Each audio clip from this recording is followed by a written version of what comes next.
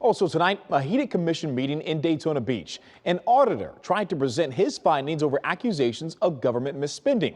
West News' Tony Atkins joins us live there tonight. Tony, there was a lot going on in this meeting. Well, Stuart, the key word now is because this meeting is now going on for about 5 hours now. There's actually a presentation from a gentleman with the city's new DOGE unit giving a presentation on some recommendations that they plan on doing to correct their issues and oversight when it comes to government spending here.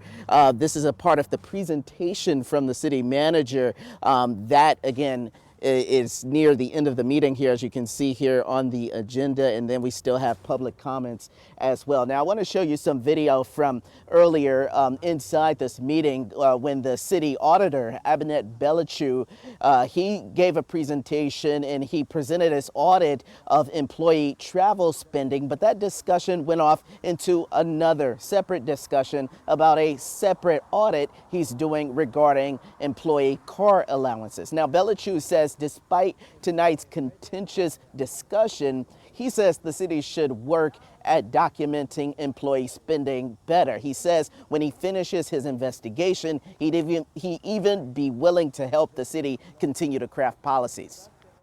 I am willing to provide my expert opinion what they need to do. In order for me to do that, they need to get out of the mentality of defending undefendable things. And another new revelation from Belichou's presentation tonight, he mentioned that that there wasn't a potential inappropriate relationship between two city employees, one being a superior, another being a subordinate. Commissioners, they say they did agree to look into that employee spending on their P cards.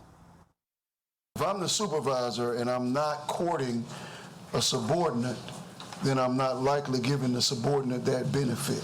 So I think, but if you find that the supervisor is courting the subordinate, then you would allow them to, you want to do the investigation on to see if he's giving them an improper benefit.